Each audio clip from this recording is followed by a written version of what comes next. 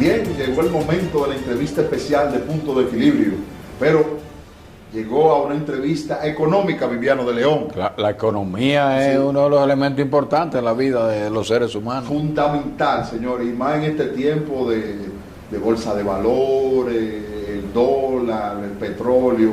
Está con nosotros. De tasas de interés. No, eso no puede faltar, la tasa de interés. Está con nosotros el economista que ya pertenece a Punto de Equilibrio, Alejandro Arredondo. Bienvenido a Punto de Equilibrio, esta es tu casa. Bienvenido, bueno, muchas gracias. Aquí estamos ya por primera vez en el estudio. Sí, no, estrenando estudio nuevo. Sí, gracias Tamarindo, gracias Viviano por la amable invitación y para compartir con todo su público que lo sigue.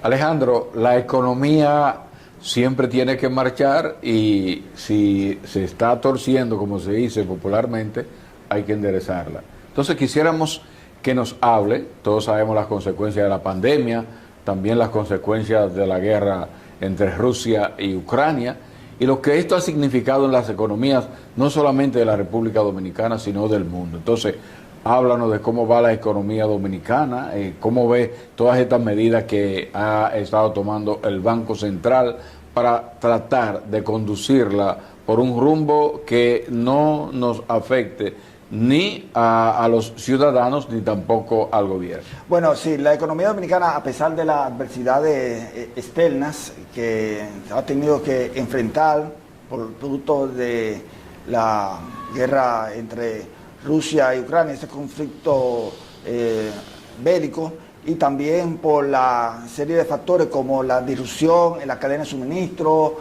los cierres de puertos en China, el rompimiento de la cadena de distribución, ha podido recuperarse, y una ventaja que tiene la economía dominicana es que es una economía diversificada. Cuando tú ves que durante la pandemia los ingresos por turismo cayeron, entonces se pudo mantener por los ingresos de las remesas que llegaron al país en cifras récord, 10.500 millones de remesas en el año 2020. También la minería pudo exportar como nunca antes. El precio del oro aumentó.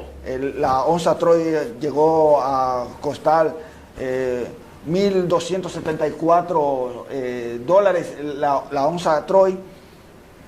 Sin embargo, cuando ya llega el proceso de recuperación, gracias a la efectiva proceso de recuperación a través de la vacunación, que pudo contribuir a que el país pudiera reaperturando, sí, a normalizar las actividades económicas. Entonces comenzó a abrirse la frontera de los países emisores de turismo. El turismo comienza entonces a aumentar en cuanto a los ingresos, y también eso en cuanto a las medidas internas que refería Viviano del Banco Central, que para que la economía se mantuviera con ese dinamismo, bajando las tasas de política monetaria, también disminuyendo el encaje legal, o sea, el dinero que tienen que depositar los bancos comerciales o la entidad de intermediación financiera en el Banco Central fuera menor, entonces, para que se mantuviera dinamizándose y otorgándole préstamos, una cartera de préstamos abierta a los diferentes sectores, a la construcción, a la exportación, a las MIPYMES. Yo iba a hablar quería preguntar sobre eso. Las exportaciones, háblame de las exportaciones, háblame también de cómo el Banco Central se manejó con esa tasa de interés para mantener que no se disparara esa inflación. Bueno, sí, esa tasa de política monetaria, esa tasa de interés bajó suficiente para que mantener la actividad económica con ese dinamismo, porque muchos estuvimos en la casa, muchos negocios tuvieron que cerrar. Entonces, para mantener entonces que los negocios estuvieran abiertos y que no cerraran, y también para mantener el empleo, que era muy importante, el Banco Central lo ayudó en cuanto otorgándole esa cartera de préstamos a los negocios. Entonces, hasta ese momento no había inflación. La inflación comienza ya cuando viene el proceso de recuperación económica, que entonces con la actividad y el crecimiento que tuvo el país de 7% y de 6%, comienza a recuperarse el país. Entonces comienza la inflación porque la gente comienza a demandar bienes y servicios. Al demandar bienes y servicios, entonces teniendo dinero en la mano, entonces comienza a aumentar la tasa de inflación, y entonces eso viene a incrementarse, la inflación viene a incrementarse con el conflicto bélico entre Rusia y Ucrania, que entonces ha disparado la inflación como nunca la habíamos tenido en los últimos 20 años, que ha llegado a 9.58, pero con las medidas de política monetaria que ha implementado el Banco Central para controlar la inflación interna, porque la externa viene por los aumentos de los precios de combustible. Ya hemos visto vimos que el precio de los combustibles se llegó a aumentar a 121 dólares el barril de petróleo. Ya en esta semana que acaba... Cifras topes. Sí. Y sin tener ninguna ayuda internacional, le hemos tenido que enfrentar, el país ha tenido que enfrentarla. Entonces, ya el barril de petróleo ronda entre los 90 y 100, que todavía es alta, pero es más manejable. Más controlable la palabra. Sí. Alejandro, ¿cuál es la repercusión que ha tenido en este proceso inflacionario de esos préstamos, si se quiere, obligados que tuvo que tomar el gobierno en medio del proceso de la pandemia? Bueno, el gobierno tuvo que necesariamente tomar los préstamos porque lo principal era sacar a flote la economía, y más que sacar a flote la economía, mantener a la gente viva. Entonces, esos préstamos se tuvieron que utilizar para la asistencia al sector salud. Y así lo decían los organismos multilaterales, el Fondo Monetario Internacional, el Banco Mundial. Dijeron, miren, tomen los préstamos, que lo principal es garantizarle la vida a la gente. Luego entonces veremos, ahora lo que tenemos que ver es que esos organismos multilaterales de financiamiento, ahora con estas tasas de interés que se ha aumentado en los Estados Unidos, comiencen a bajar, flexibilicen los pagos, porque para la República Dominicana es un alto servicio que pagamos por la deuda, es alrededor de un 25, un 30%. Aunque el coeficiente de deuda con Producto Interno Bruto ha bajado, pero es por el crecimiento que ha tenido la República Dominicana. Bien, entonces, nosotros lo que debemos es seguir creciendo, aunque hay unos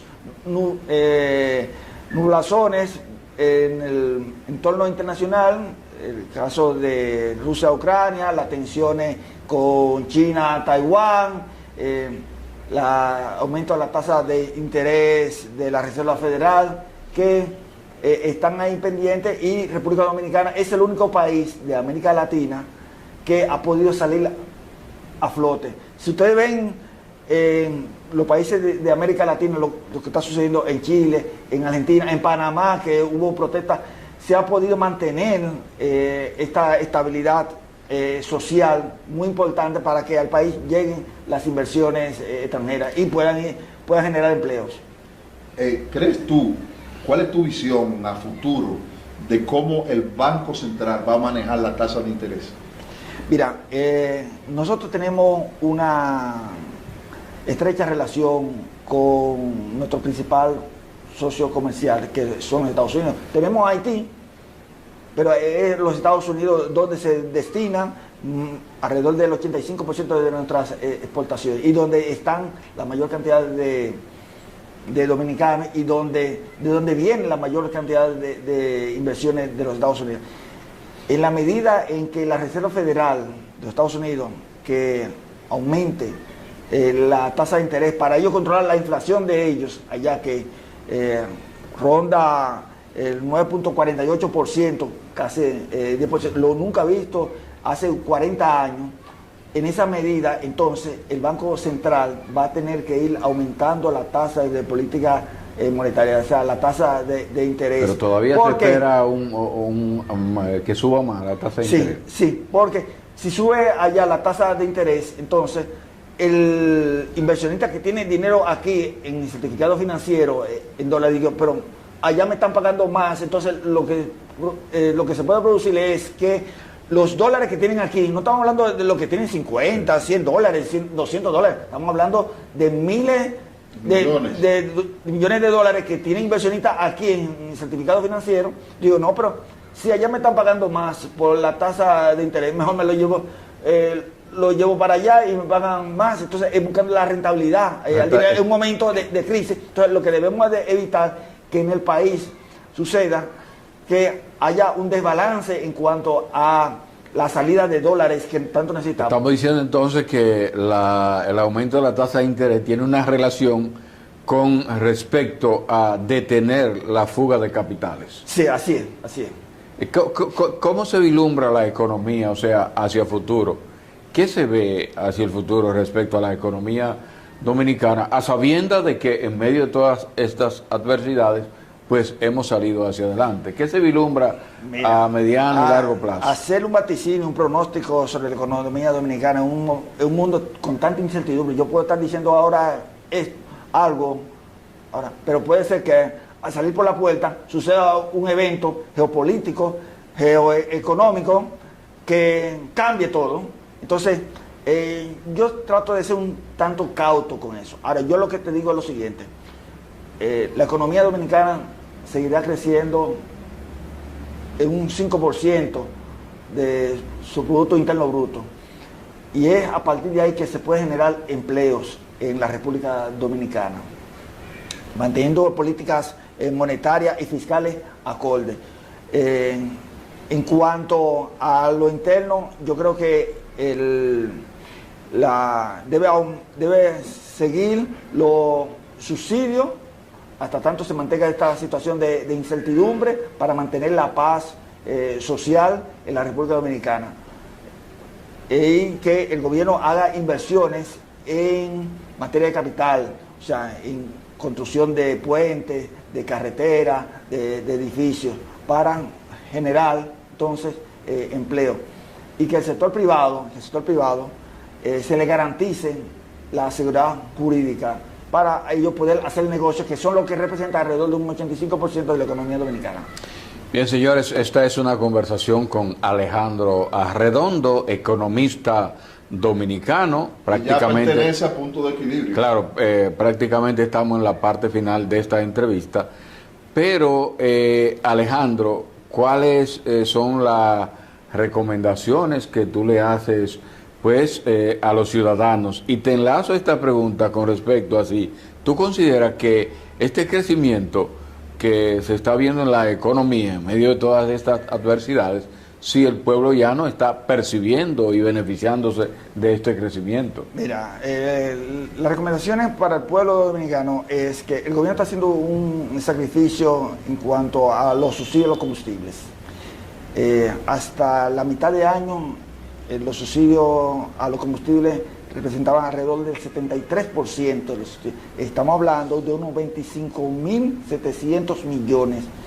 Entonces, si el gobierno está haciendo ese sacrificio, el ciudadano de a pie también tiene que poner de su parte, hacer un uso racional de los combustibles. Eso es importante, que haga uso racional de los combustibles, porque el dinero que se utiliza para los subsidios, el gobierno lo puede utilizar para construcción, para escuela, para salud. La economía dominicana, hasta el informe de julio, el Banco Central fue de un 5.6%. Esperemos que, como dije antes, crezca alrededor de un 5%.